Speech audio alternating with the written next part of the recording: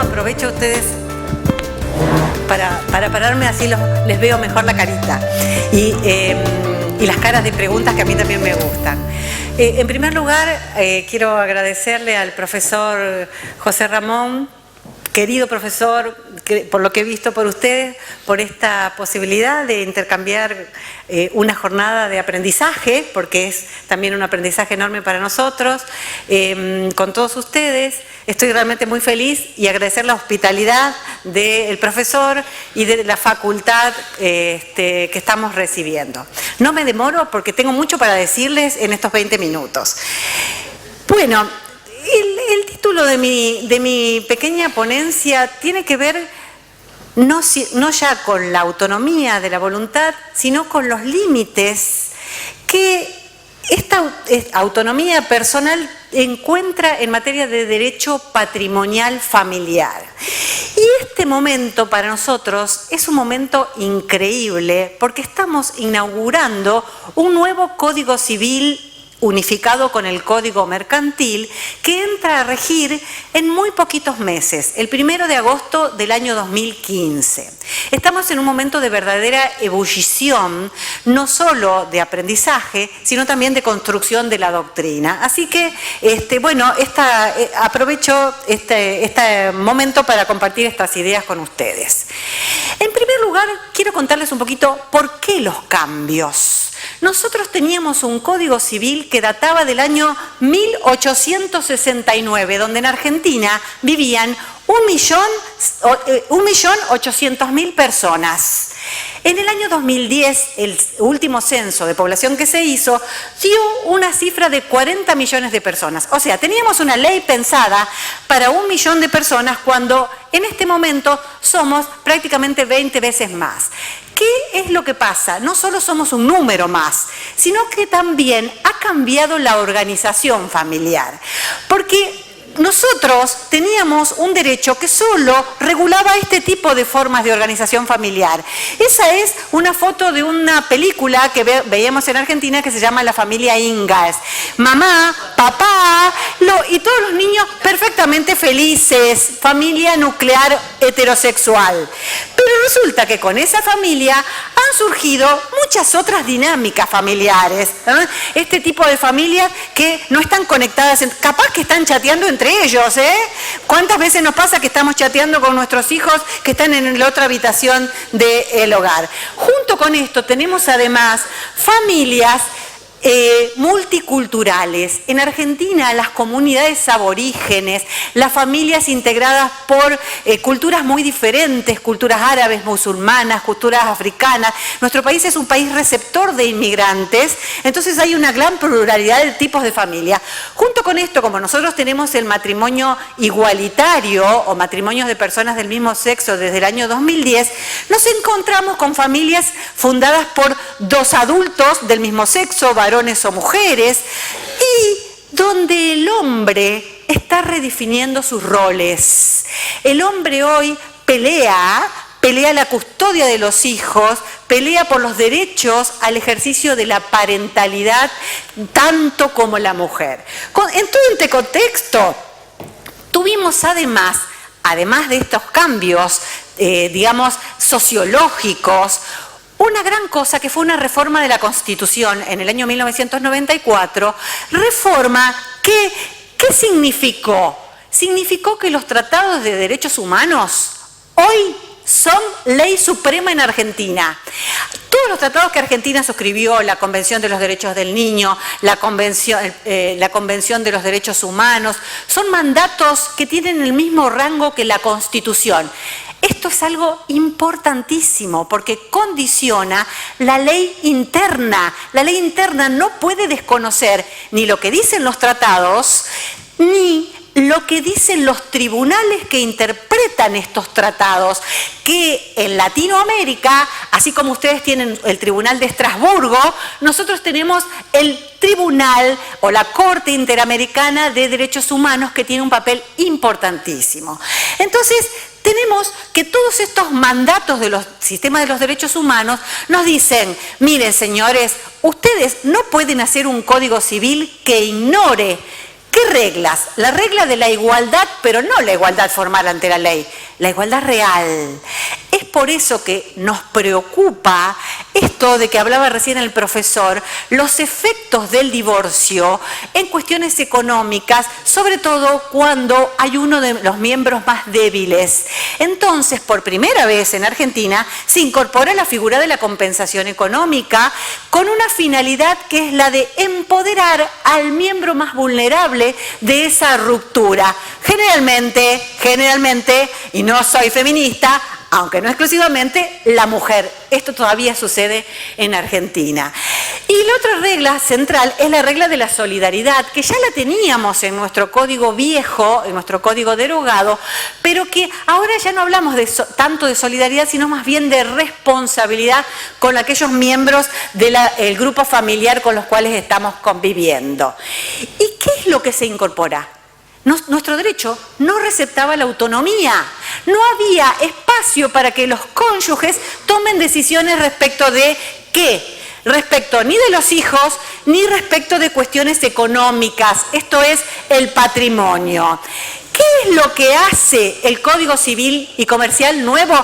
Permite, autoriza a los cónyuges a realizar convenciones prematrimoniales y matrimoniales. Y ustedes me van a decir, ay doctora, pero eso es re viejo. No, chicos, eso no es re viejo. Será viejo para ustedes, para nosotros, no saben lo que nos ha costado conseguir que esta posibilidad de decidir cuáles son los efectos económicos de nuestros matrimonios esté permitida. A nosotros la ley nos decía, todos ustedes van al mismo régimen, para todos hay comunidad de ganancias o régimen de comunidad. No pueden elegir otra cosa diferente. ¿Y saben qué? Prácticamente éramos uno de los únicos países del mundo que no permitíamos a nuestros cónyuges elegir. Entonces ahora les permitimos elegir y también les permitimos contratar entre sí, pero siempre y cuando, y aquí tenemos un primer límite, estemos casados mediante el régimen de separación de bienes. Es decir, las opciones que se les da son solo dos. Con lo cual nos animamos, pero nos animamos un poquito nomás, o nos vamos al régimen de separación de bienes o nos quedamos en el régimen de comunidad de ganancias, que es el supletorio. Es decir, si no dijimos nada, va a ser régimen de comunidad de ganancias. Si lo dijimos mediante una escritura pública, un acta notarial, entonces nos vamos a ir al régimen de separación de bienes. Y eso, por eso yo ahí les he puntualizado, es el primer límite. Comunidad de ganancias o separación de bienes. No podemos con mi esposo elegir otro régimen diferente, por ejemplo, decir que todos los bienes, los que teníamos antes y los que tenemos ahora, los privativos y los gananciales, los vamos a compartir al final. Eso no podemos pactar nada, no podemos pactar que la compensación económica, si nos vamos a reclamar o no nos vamos a reclamar. No podemos hacer otro tipo de pactos durante nuestro matrimonio más que estos dos. Ahora bien, dicho esto, tengo puesta la hora ahí para no pasarme los minutos. Dicho esto, les cuento que en Argentina se incorporan las uniones de hecho, a la cual las llamamos uniones convivenciales. Y tiene una regulación que se asienta en los pactos. Los convivientes, o sea, las parejas estables que conviven, pueden celebrar pactos para regular las consecuencias de sus uniones. Y la ley dice, todas las disposiciones que establece el Código Civil y Comercial se aplican, salvo que la gente haya elegido otra cosa. Podemos ponernos de acuerdo, por ejemplo, por cómo repartir nuestros bienes, podemos hacerlo. Podemos ponernos de acuerdo sobre quién se va a hacer cargo de cada cosa en el hogar, también. Pero hay algunos límites expresamente establecidos por la ley. ¿Qué son? ¿Por qué se pusieron estos límites? Se pusieron estos límites Y aquí es donde las uniones convivenciales y el matrimonio están prácticamente equiparados. Es lo único que están prácticamente equiparados. ¿Por qué? Porque hay una gran preocupación por la protección de los vulnerables, de las personas más débiles de los matrimonios o de las uniones. Entonces, si bien hay una apertura a la libertad que es mucho mayor en las uniones que en los matrimonios, como ya lo vimos, hay límites. ¿Qué quiere decir esto? Miren, señores, ustedes pueden pactar lo que quieran en las uniones, en el matrimonio no tanto, pero para los gastos del hogar, para los alimentos, pagar el arrendamiento, pagar los impuestos, las expensas, lo van a hacer en forma proporcional a los recursos de cada uno. Y además, una gran incorporación en nuestro código es que se valora el trabajo doméstico como aporte.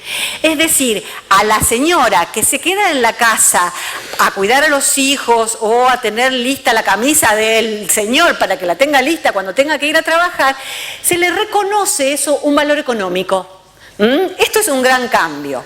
El otro cambio es lo que pasa con la vivienda familiar. Se establece una protección especial. Ya sea que yo esté casada o viva en una unión convivencial, si yo soy la dueña de la casa, para poder venderla necesito que mi pareja me dé la conformidad.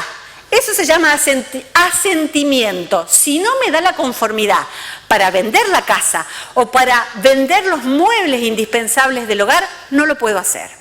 Está protegiendo el ámbito y el ajuar familiar. E incluso después de casados o después de vivir en una unión convivencial, la ley estipula que que la vivienda familiar va a ser inejecutable por las deudas contraídas después.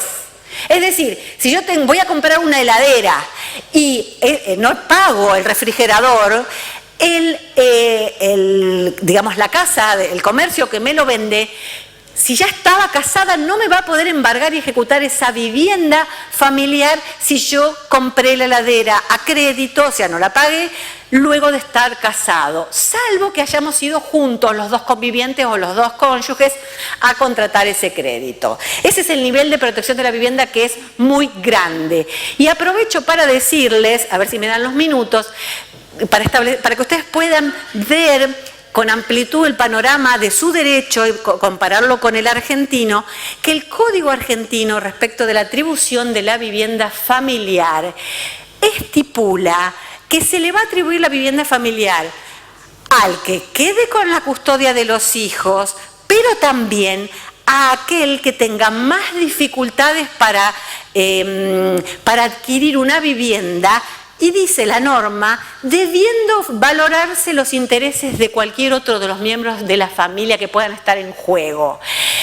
Esto hace que además pueda el juez fijar un plazo, también lo dice la ley, y que establezca un canon locativo. Es decir, a mí me dan la vivienda, pero como es una vivienda de la comunidad de ganancias, yo le puedo tener que pagar al otro por el uso exclusivo de ese bien ganancial. Esto como para evitar todas estas situaciones de abuso del derecho que pueden generarse. Más aún porque también en Argentina, como ustedes algunos sabrán, ya les comenté el lunes, se incorpora el régimen de tenencia o custodia compartida por ley y como principio general. El último de los grandes límites tiene que ver con el tema de quién se hace cargo de las deudas contraídas para sostener el hogar. Es decir, lo que dejamos de pagarle al proveedor de alimentos, en el mercado, si yo voy a comprar ropa para los hijos, el arrendamiento de la vivienda. ¿Quién se hace cargo? ¿Saben qué decía nuestra ley? Hasta ahora se hace cargo el que contrató, porque quería proteger a la mujer. Era una ley muy vieja donde la mujer todavía no estaba insertada en el mercado laboral y generalmente quien contrataba era el varón. Lo que hace esta ley, ahora el nuevo código, es cambiar y equipara al varón y a la mujer, o digamos ambos miembros de la pareja, y dice que los gastos de sostenimiento del hogar y de educación de los hijos responden los dos solidariamente, ambos padres, ya sea que estén casados o vivan en una unión convivencial. Y también protege esto que hablábamos el lunes de la familia reconstituida, esta familia que se integra por una unión, una segunda unión de una pareja que ya tenía hijos de uniones anteriores y que a veces van a vivir todos juntos, y dice que estos gastos también cubren los de los hijos del otro siempre que vivan conmigo, para evitar todo tipo de discriminaciones. La cuestión, para cerrar, de las compensaciones económicas es también una gran innovación en el Código argentino. Nos animamos a regularla siguiendo las enseñanzas del derecho español, entre otros, el francés, el italiano, en el cual la pauta central de esta compensación justamente es el desequilibrio. Seguimos la jurisprudencia del Tribunal Superior de ustedes, donde el desequilibrio tiene que ser causado por el divorcio, por la peculiar distribución de roles que ese matrimonio o esa unión convivencial generó. Uno terminó los estudios y pudo desarrollarse, y el otro se quedó en la casa cuidando a los chicos. Creo que en ese sentido aprendimos de las enseñanzas de ustedes, que tienen mucha más historia y mucho más conocimiento sobre este tema. Bueno, para ir concluyendo, entonces, primer tema. En Argentina, en materia patrimonial, en el año 2015 recién se incorpora la autonomía personal. Antes no podíamos elegir nada. ¿Por qué se incorpora? Digamos, se incorpora en 2011. Sin embargo, tiene límites, y estos límites están dados en la necesidad de proteger a aquellos que son más vulnerables dentro del grupo familiar, que ustedes creo que lo llaman principios de protección al cónyuge más débil, que también es según lo que sé, lo tienen receptado en el artículo 103 de su Código Civil, y es una construcción de mucho desarrollo jurisprudencial. En la unión matrimonial hay mucha mayor presencia del orden público, poco espacio para la autonomía personal. En cambio, en las uniones convivenciales, estas parejas de hecho estables, que tienen que tener 2 años de convivencia para considerarlas como tales, hay muchísimo más espacio. Yo puedo pactar prácticamente todo, excepto estas 3 cosas que les mencioné. En realidad, toda esta problemática la ley solo fija líneas. Por eso me pareció interesante terminar con esta reflexión del maestro Portalis, cuando decía: el oficio de la ley consiste en fijar a grandes líneas las máximas generales del derecho, en establecer principios de fecundas consecuencias y no en bajar hasta los detalles de las cuestiones que puedan nacer en cada materia. Le corresponde al magistrado y al jurisconsulto, compenetrados del espíritu general de las leyes, dirigir su aplicación. Vemos que en estas novedades que nosotros incorporamos, muchas de estas novedades tomadas del derecho de ustedes, realmente el papel de la jurisprudencia ha sido tan proactivo, y tratamos de ir un pasito más y tomar esta orientación receptando lo que su Tribunal Supremo y su Constitucional han ido diciendo sobre todos estos temas. Bueno, queda abierta para preguntas, luego de que terminemos todos. Nada más, muchas gracias.